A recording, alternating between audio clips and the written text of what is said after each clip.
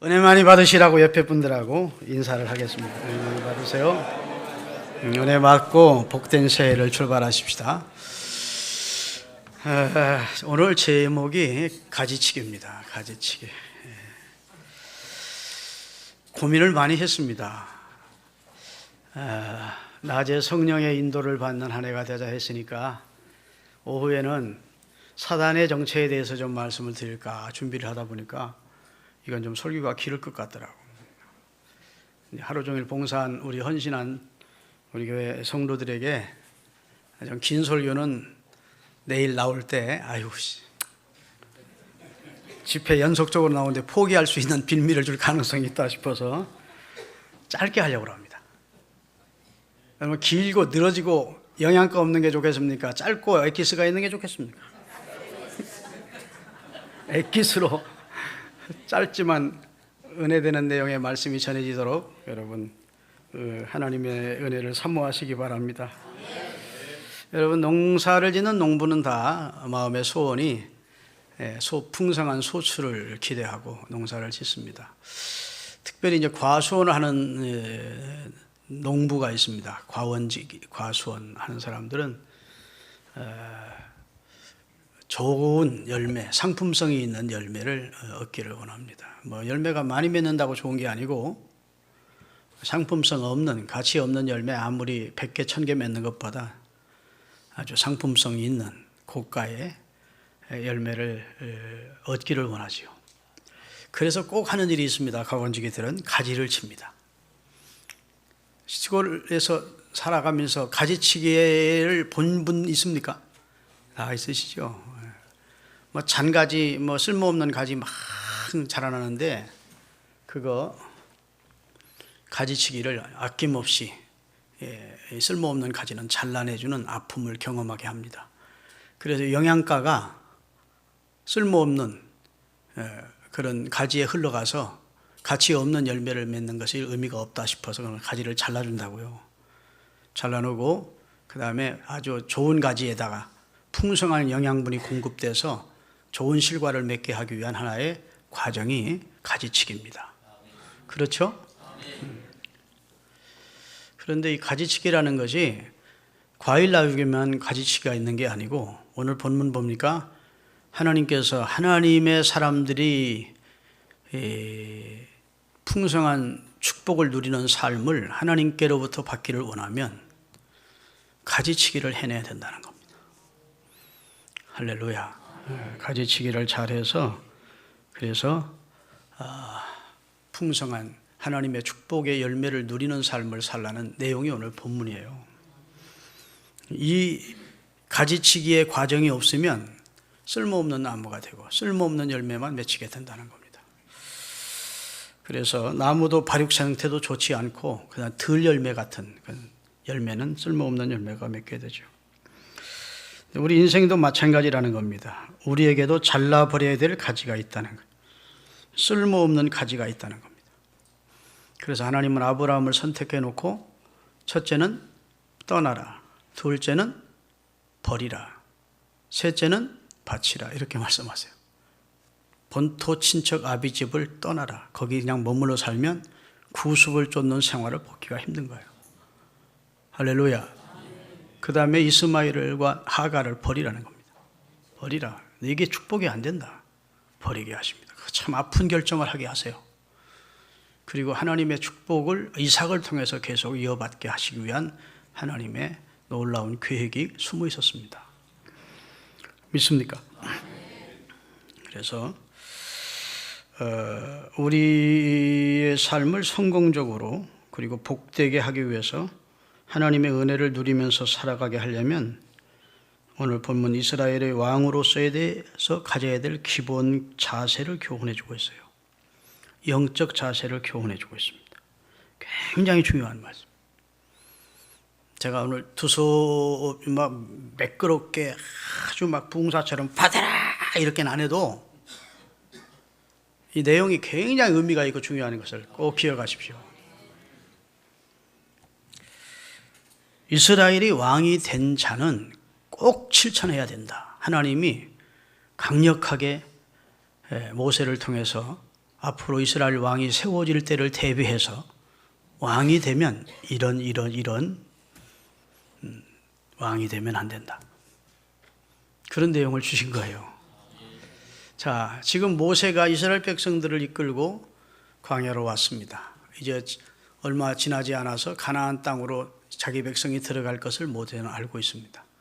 가나안 땅으로 들어가게 되면 이제는 어느 땐가는 왕을 백성들이 요청하게 될 것도 내다보고 있습니다.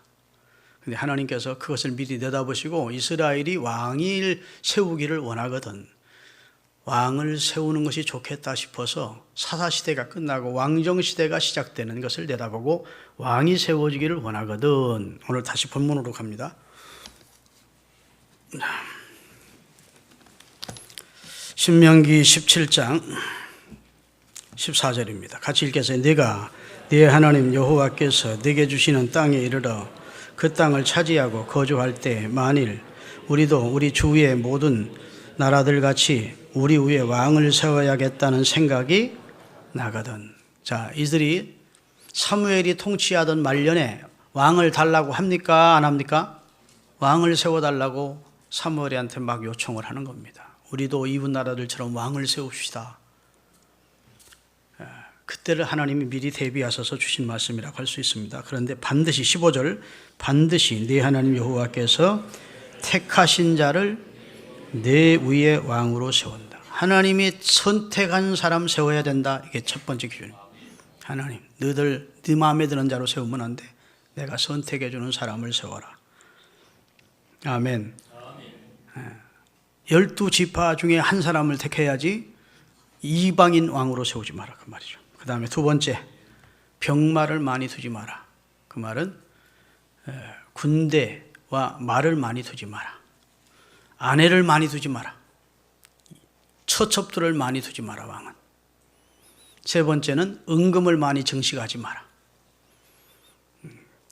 그리고 더 적극적으로는 레위인 제사장이 성경을 필사해서 왕에게 그 율법책을 주어 왕의 머리맡에 두고 왕이 그 하나님의 말씀을 늘 읽도록 해주라. 그래서 그 말씀대로 이스라엘을 통치하면 그도 복을 받고 그의 가문도 복을 받고 그 나라가 그가 통치하는 나라도 복을 받게 될 것이다. 이 굉장히 중요한 말씀이에요. 자만의 가지치기를 잘라내기 위해서 하나님은 오늘 본문 16절에 왕된 자가 버려야 될 것을 말하는데 첫째로 병마를 많이 두지 말라 그래서요. 병마, 말을 많이 두지 말라는 겁니다. 여러분, 고대 세계에서 말은 강력한 군사력을 상징합니다. 그 나라의 군사력을 측정하는 객관적인 지표가 병마입니다.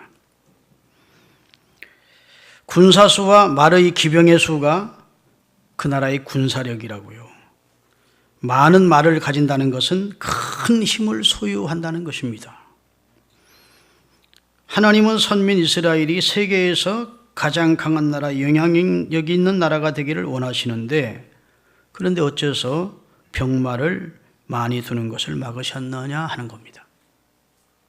퀘션 마크죠?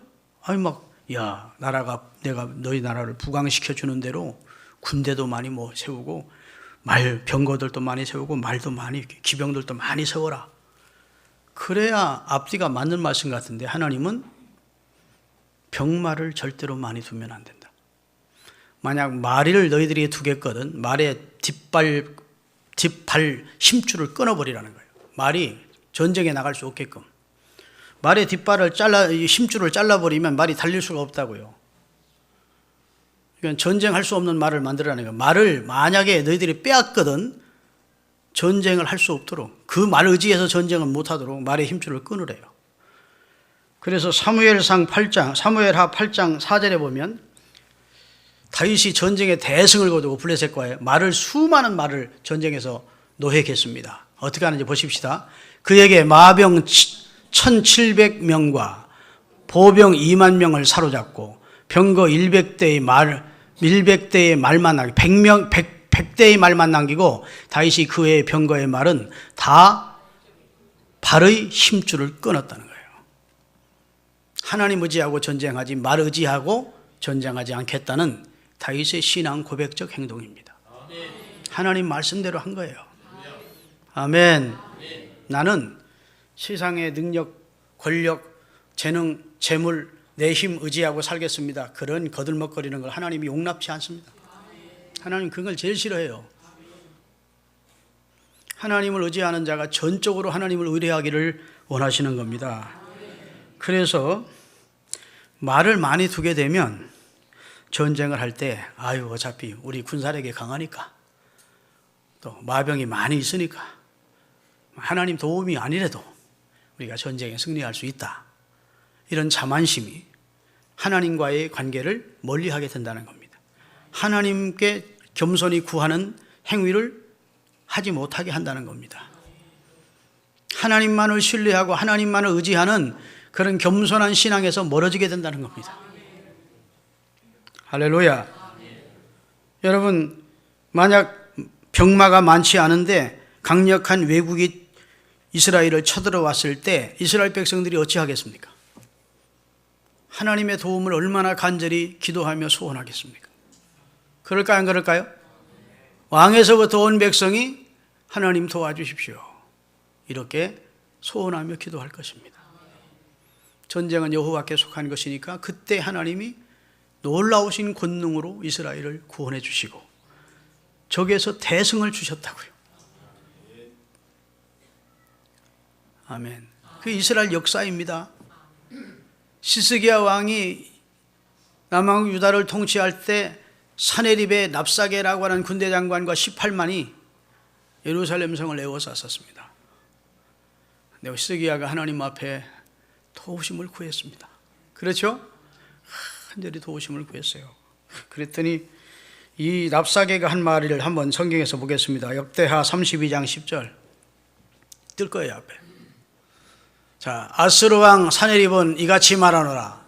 너희는 예루살렘을 에워싸여 있으면서 무엇을 의뢰하느냐? 야, 성이 다 포위됐는데 무엇을 의지하고 항복을 안 해, 이놈들아. 그런 거예요. 너희들이 하나님을 믿는다고? 내가 점령한 모든 나라들도 다 자기들이 믿는 신이 있었다. 그런데 다 내 말발굽을 앞에 너희 그들의 신도 다 무너졌다. 여호와라고 별거 있는 줄 아느냐? 이러고서 하나님의 이름을 모욕하면서 이스라엘을 멸시하는 조롱의 말을 해댔다고요. 하나님 앞에 히스기야가 아마 병마가 많았더라면 그래 한번 해보자고 싸웠을 거예요. 하나님 앞에 기도하지 않고. 근데 너무 약하니까 그들과 상대가 안 되니까 하나님 들어오십시오, 보십시오, 항복문서를 보십시오. 항복을 권하는 적 왕의 편지를 하나님 성전에 가져가서 하나님 성경 이 내용을 좀 읽어보세요. 우리는 저들을 대항할 힘이 없고 어떻게 하면 좋습니까? 하나님 도우십시오 했더니 하나님이 어떡하죠? 천사 하나를 보내서 한밤중에 18만 5천을 다 시체 더미로 만들어버렸다. 이게 하나님의 구원 역사입니다. 그러기에 하나님은 자신이 있는 거예요. 하나님 의지하면 승리를 주실 자신이 있는 겁니다. 지켜줄 자신이 있는 겁니다. 전능자시니까. 그러니까 쓸데없이 자기의 큰 구원과 능력과 승리의 요인이 되지 못하는 하나의 삶의 도구를 그걸 의지하고 하나님을 절대 전능하신 하나님을 의지하지 않는 어리석은 행동을 할까 두려워서 하나님은 그런 것은 많이 두지 마라. 할렐루야. 여러분, 시편 84편 12절입니다. 다 같이 만군의 여호와여 주께 의지하는 자는 복이 있나이다. 아멘. 시편 115편 띄우세요. 다 같이 이스라엘아 여호와를 의지하라. 그는 너희의 도움이시요 너희의 방패시로다. 아론의 집이여 여호와를 의지하라. 그는 너희의 도움이시요 그의 방패시로다. 아멘. 하나님 의지하고 살라는 겁니다. 올 1년 동안 여러분이 가지고 있는 무슨 재물이나 여러분의 능력이나 건강이나 여러분이 가지고 있는 뭐든 이런 거 자꾸 의지하고 하나님 의지하지 않는 그런 교만과 오만한 자세를 취하지 마십시오. 그런 건 있어도 없는 것처럼 여기세요. 아멘. 아무리 많이 가지고 있어도 그것은 있어도 없는 것처럼 여기고 하나님을 의뢰하기를, 하나님만을 의지하고 살기를 하나님은 요구하시는 겁니다. 여호와를 의뢰하라. 그리하면 저가 내 길을 지도해 주시리라. 이렇게 성경은 말씀하고 있고, 여호와를 의지하는 자는 정오에 태양빛이 확 비춰주는 것처럼 빛나게 해줄 것이라고. 말씀해 주셨습니다. 할렐루야. 반대로 군사력 의지하고 강한 힘 믿고 하나님 의지하지 않으면 하나님께서 그것을 기뻐하지 않는 것입니다. 그래서 하나님은 왕이 된 자가 군사력 의지하고 부국 강병의 정책 이전에 하나님을 의지하는 신앙을 가지라는 거예요. 믿습니까? 네. 이스라엘을 승리케 하시는 여호와 하나님을 믿고 병마를 많이 두지 마라. 이것은 오늘 우리에게도 적용되는 메시지임을 깨달으시기 바랍니다. 병마를 의지하지 마십시다. 세상의 객관적인 수치와 기준을 의지하지 마십시다. 내 능력과 내 지혜, 내 소유는 내게 성공을 주기보다는 나를 자만케 합니다. 하나님을 절대적으로 신뢰케 하는데 방해가 됩니다. 주님을 의지하지 못하게 하는 함정이요 내게 올무가 될 수 있습니다. 실패자가 되게 하는 것이 될 수 있어요. 그래서 병마를 많이 두지 마십시다. 병마를 의지하지 마십시다. 여러분, 사사기 7장을 읽어보십시다. 거기 하나님이 기도원 군사 사사 300명 데리고 미디안의 수만을 갖다 멸하는 얘기가 나와요. 다 같이 여호와께서 또 기도원에게 이르시되 백성이 아직도 많으니 그들을 인도하여 물가로 내려가서 거기서 내가 너를 위하여 그들을 시험하라. 내가 누구를 가리켜 내게 이르기를 이 사람이 너와 함께 가리라 하면 그는 너와 함께 갈 것이요 내가 누구를 가리켜 그에게 내게 말하기를 이 사람은 너와 함께 가지 말 것이니라 하면 그는 전쟁에 참여시키지 말지니라. 이에 백성을 인도하여 물가로 내려가매 여호와께서 기도원에게 이르시되 누구든지 개가 핥는 것 같이 혀로 물을 핥는 자들은 따로 세우고 또 누구든지 무릎을 꿇고 마시는 자들도 그렇게 하라 하시더니 손으로 움켜 입에 대고 핥는 자의 수는 300명이요 그 외의 백성은 다 무릎을 꿇고 물을 마신지라.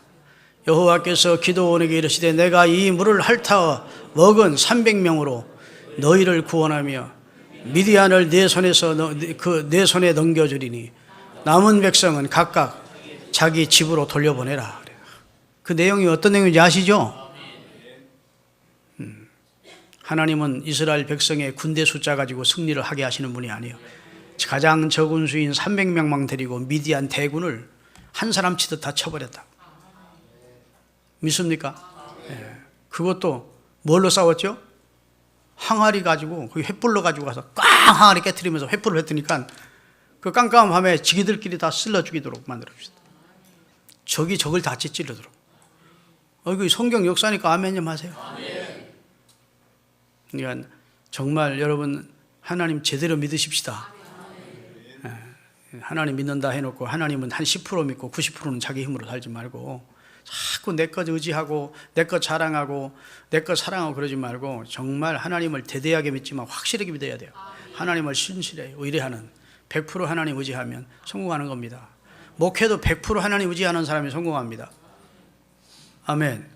교회 개척해놓고 돈 많은 무슨 작은 아버지가 지원해주기로 했느니 자기가 신학교 때 무슨 학생 회장이었느니 이런 사람 치고 목회 성공하는 대척 성공하는 사람은 없어요.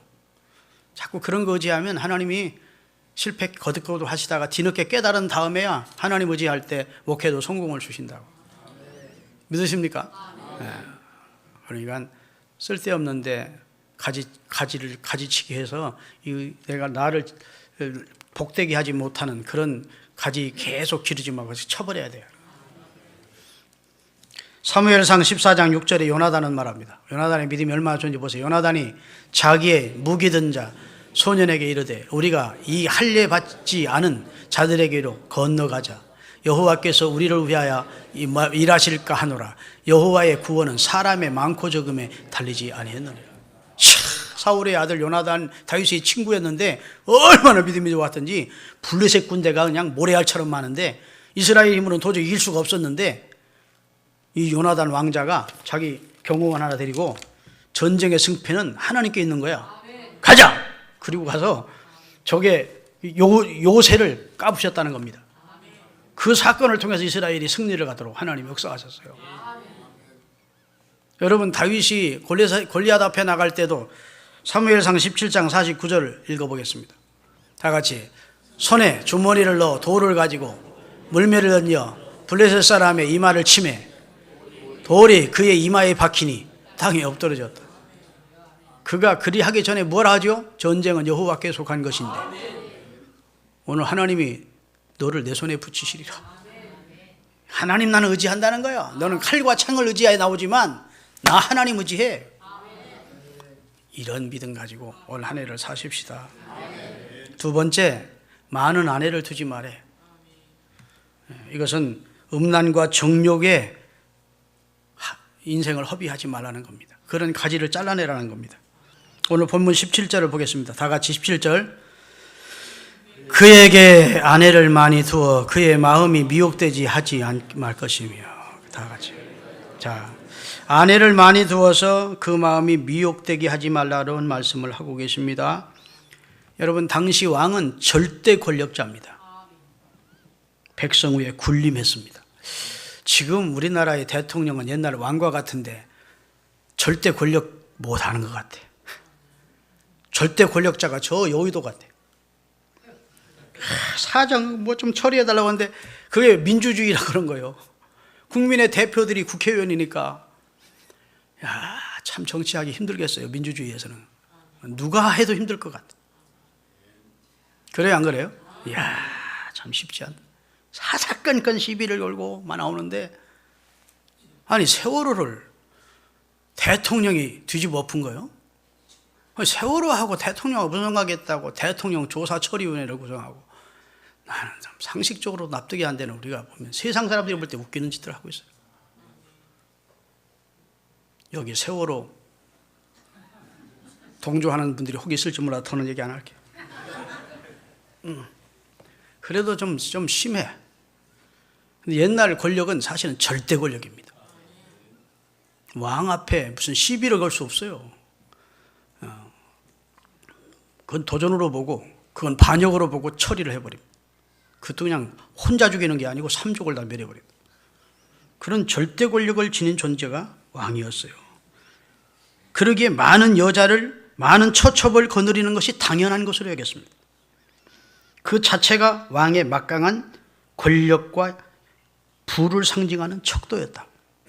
그런데 하나님은 이스라엘 왕은 그렇게 하면 안 된다는 거예요. 할렐루야. 왜냐하면 이스라엘의 왕은 절대 권력자가 아니라는 겁니다. 절대 군주가 아니라는 겁니다. 하나님께서 불러 세운 하나님의 대리자라는 겁니다. 하나님의 종이라는 거예요. 그러기에 직무유기하듯이 향락과 권력에 취해 멸망할 짓 하면 하나님이 그냥 두지 않겠다는 겁니다. 그런 가지는 잘라버리겠다는 겁니다. 여러분, 영국의 헨리라고 하는 제왕이 즉위하는 날, 영국 성공회 목사님이 설교를 하러 단에 섰어요. 여러분, 모든 스포트라이트를 받으면서 영국의 황제가 등극하는 날입니다. 그러면 기분 좋은 설교 해줘야 돼요? 기분 좋지 않은 설교 해줘야 돼요? 예? 기분 좋은 설교, 격려해주는 설교, 이런 설교를 해야 되는데, 영국 사람들에게 존경받는 주교가 설교 제목을 뭐라고 잡은 줄 아십니까? 왕도 하나님 앞에서는 어리석은 신하에 불과합니다. 근데 그 헨리 황제가 그 말씀을 마음에 늘 두고 살았대. 나도 하나님 앞에 신하다. 내가 절대 권력자가 아니다. 내가 절대 군주가 아니다. 야, 그 주교 멋있지? 왕도 하나님 앞에서는 어리석은 신하입니다. 그러니 그걸 인정하고 하나님의 지혜를 구하고 하나님의 지시를 받아 정치하라는 그런 내용의 설교를 했다고 그래요. 오늘 본문이 바로 그런 내용입니다. 할렐루야. 그래서 오늘날처럼 성적인 타락, 부도덕, 향락에 빠진 시대는 없었다고 봐요. 우리의 큰 경종이 되는 말씀입니다. 사실 이 말씀 없이 여기고 살다가 망한 사람이 있어요. 그 좋은 예가 솔로몬입니다. 수많은 처첩 두고 결국은 망했다. 신앙도 영혼도 망하고 나라도 망하고. 그렇죠? 하나님께서 이방 여인과 결혼하지만 이방 여인들을, 수많은 이방 여인들을 데려다가 자기 왕비로 삼았다고요. 의자왕이, 부유의 의자왕이 3,000궁녀가 있었다죠. 진짜 3,000명은 거기 없었을 것 같더라고. 나 그 부여에 내가 목회를 했기 때문에 거기 종종 가봤는데 거기는 3,000명이 살 곳이 못 돼. 근데 좀 사람들이 좀 과장법을 쓴 것 같아. 그래가지고 낙화암에 떨어져서 막 나라가 망할 때 다 죽었다 그러는데 그만큼 의자왕이 타락한 삶을 살았다는 하나의 상징적인 표현일 겁니다. 그게 나라가 망하는 거지. 여기 향락에 취하지 않기 위해서 주님은 많은 처첩을 두지 말라는 거예요. 믿습니까? 가지천애라는 겁니다. 아멘. 고린도전서 6장 13절 같이 읽겠습니다. 음식은 배를 위하여 있고 배는 음식을 위하여 있으나 하나님은 이것저것 다 피하시리라. 몸은 음란을 위하여 있지 않고 음란한 짓 하라고 우리 몸이 있는 게 아니라는 거예요. 오직 주를 위하여 있으며 주는 몸을 위하여 계시느니라. 그렇게 할 때 주님은 우리 몸을 붙들어 주신다는 거예요. 우리 이 몸을 주를 위해 쓸 때 음란의 도구로 쓰면 그건 하나님이 지으신 뜻대로 사는 게 아니라는 겁니다. 할렐루야. 히브리서 13장 4절입니다. 다 같이 모든 사람은 결혼을 귀히 여기고 침소를 더럽히지 않게 하라. 음행하는 자들과 간음하는 자들이 하나님의 심판을 받을 것이다. 성적 타락이 지나치면 멸망을 가져오는 거예요. 결론적으로 베드로후서 2장 10절입니다. 다 같이 특별히 육체를 따라 더러운 정욕 가운데서 행하며 주관하는 일을 주관하는 자가 누굴까요? 하나님을 멸시하는 자들에게는 형벌할 줄을 아시느니라. 이들은 당돌하고 자긍하며 떨지 않고 영광 있는 자들을 비방하거니와 하나님의 영광 가운데 있는 주의 종들을 비방한다 그 말입니다. 그리고 하나님 앞에 두려움이 없이 떨지 않고 산다는 거예요. 그게 저주라는 겁니다. 마지막으로 따라합시다. 탐욕과 무욕의 가지를 쳐내자. 자, 오늘 본문 17절 하반부를 같이 읽겠습니다. 자기를 위하여 은금을 많이 쌓지 말지니라 그랬어요. 은금은 자기를 위해서 많이 쌓아두지 말라고. 왕이면 은금을 많이 가질 수 있는 위치입니다. 그런데 은금을 많이 쌓아두지 말래. 여러분, 이스라엘 왕들이 은금 많이 쌓아두었다가 자기 병들었다가 고침받으니까 외국 사절단이 와서 축하해 주었다고요. 다시 건강을 회복한 것을. 그러니까 자기 집에 있는 내탕고에 있는 모든 은금을 보이면서 자랑했어요. 그랬더니 바벨론이 쳐들어와서 다 가져갔어요. 아멘. 여러분, 자기를 위하여 은금을 많이 쌓아두지 말라는 말은 우리가 살아가는데 분명히 은금이 필요합니까? 필요치 않습니까? 필요합니다. 필요합니다. 본문의 은금을 아예 쌓아두지 말라는 게 아니고 거기 많이라는 말씀을 강조하셔서요. 우리가 은금을 많이 쌓아두지 말라는 말은 은금을 적대시하라, 싫어하라 그런 말 아닙니다. 저축하지 말라는 말 아니에요. 그러나 자기를 위해서 필요 이상으로 재물을 쌓아두는 탐욕스러운 인생이 되지 말라는 겁니다. 한마디로 말해 하나님은 재물을 소유하는 것 자체를 경계하시는 것이 아니에요. 우리가 물질의 노예가 되어서 물질 모으기에 급급한 저급한 존재가 되지 말라고 경계하는 겁니다. 차라리 어렵게 사는 사람들이 헌금을 잘해요. 돈 있는 사람들이 헌금을 못합니다. 왜? 모으는 재미를 봤거든. 거기서 얼마를 떼다가 헌금하면 얼마가 줄어드는데. 차라리 그냥 크게 돈 모으는 자리 하는 사람은 에이 어차피 없는 인생 헌금도 하는데, 돈 모으면서 거기에 이제 돈의 노예가 된 사람은 그 다음에 헌금을 달달달달 따는 거야. 여러분, 돈이 하나님이 아닙니다. 하나님이 하나님입니다. 할렐루야. 사람들이 가장 연연해 하는 것이 무엇이겠습니까? 돈이라고요. 돈. 재물. 돈이라는 건 필요합니다. 교회도 돈이 필요해요. 선교를 위해서도 돈이 필요하고 사역을 위해서도 돈이 필요하고, 그렇죠? 여러분의 일상 의식주 때문에 다 돈이 필요합니다. 그러나 돈이 인생의 전부인 것처럼 생각하고 수존노의 인생을 살지 말라는 겁니다. 우리의 행복과 평안이 저금 당장의 액수에 달려있는 것이 아니라는 거예요. 나는 종종 참 안타까운 사람들을 봅니다. 아니, 저 정도 가지고 계시면 좀 좋은 일도 하시면 좋을 텐데 왜 저렇게 사람들에게 비난을 받고 조롱을 받고 존경받지 못하고 저러실까? 이렇게 싶은 분이 있어요. 목사님, 나 서울에 상계동에 땅 400평 주차장 세줘서 거기서 400~500만 원씩 매달 들어와. 목사님, 나 어디서 땅 그래가지고 교회에서 나오고 어디서 나오고 해서 한 달에 매달 1,000만 원씩 저금해. 그런데 노회원들한테는 존경을 못 받으셔. 존경은커녕 말거리가 돼요. 하나도 베풀지를 않아. 이제는 은퇴하셨어. 그런데도 지금 어디 가서 10만 원에다 한번 순서 맞고 10만 원을 받고 그걸라고 아유 은퇴 목사님 왜 그 자리를 나타나냐 해도 나타나. 아유 도대체 왜 그렇게 사실까 싶어요. 따라합시다. 이거 중요한 얘기예요.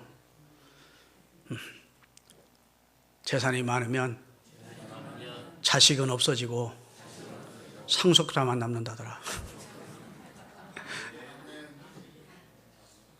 차라리 재산 적은 데가 에이 뭐 형님 더 가져 뭐 편한 데니까 아니야 네가 더 가져라 그러면서 이제 그러면서 형제 우애라도 있지 재산 많아지면 그때부터는 눈이 뿔거려 가지고 누가 더 가져가나 싶어 가지고 난리 나는 거예요. 왜 그렇게 사시면 아멘. 아니 살 만큼 사는 분들이 성탄 헌금이라고 신년 헌금이라고 헌금한 걸 보니까 아유 하나님 앞에 이렇게 인생할까 교회 중직자가 어떻게 인생을 그렇게 사시는지를 모르겠어요. 하나님 앞에 부유한 자가 돼야. 여러분 성경에 보니까 부자가 지옥 갔다는 말 없어요. 하나님께 부요치 못해서 지옥 갔대. 아니 누가 보면 16장에 그랬어요 않습니까? 자기는 부자인데 하나님께는 부요치 못하더래.